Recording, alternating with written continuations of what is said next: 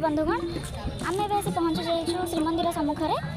आपण मैंने तो निहती भाव जानी श्रीमंदिर सब भिड़ रुहे दिन रात जिते हो तो एबी भी देखुवे केते लोक ये भ्रमण कर मंदिर भितर भी अनेक लोक थे। तो आज श्रीमंदिर विषय आम कालिया ठाकुर विषय क्या जन को 5टी प्रश्न पचार और 5टी प्रश्न से सठिक उत्तर देदेले पुरस्कार 500 टंका रहा।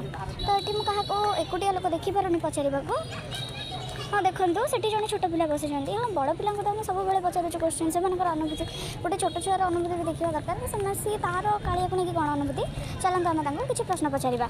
मुझे आस पहुँच जाए जन सान भाई पाखे। जय जगन्नाथ भाई। जय जगन्नाथ। आपण घर कौटी? पुरी रे। मु आपको जगन्नाथ विषय 5टी प्रश्न पचारि। आज्ञा पचारि पारे। जगन्नाथ जन्म मास आप जानते? ज्येष्ठ मास। जगन्नाथ श्मशान को कौन कह जाए? कोइली वैकुंठ।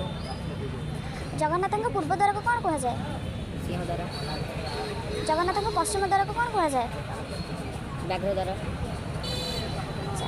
भाई आम 4टी प्रश्न सठिक उत्तर देते एवं लास्ट प्रश्न पचार।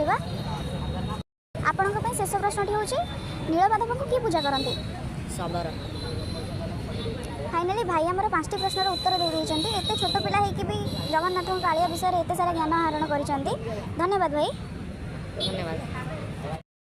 देखो तो बंधुगण ये छोट पिलाटी हेल्ले 500 टंका जीति जाइए। भाई आपंकर फोन पे अच्छी? अच्छी फोन पे। मो पाखे कैश नहीं मुझे फोन पे करदेवी। आज्ञा चले। आपड़ ये देखिपारे गोटे छोट भाई होगी से भी 500 टंका जीति पारे।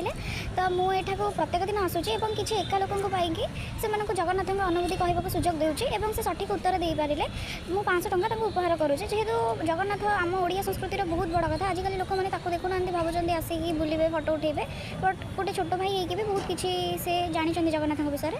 तो आपण मैंने भी जिते आसबे डिस्क्रिप्शन में मोर व्हाट्सएप नंबर अच्छी आपण मैंने मेसेज करेंगे और जदि जगन्नाथ विषय आपंकर किसी ज्ञान थी तो आप मो सहित बांटी पारे। जय जगन्नाथ बंधुगण।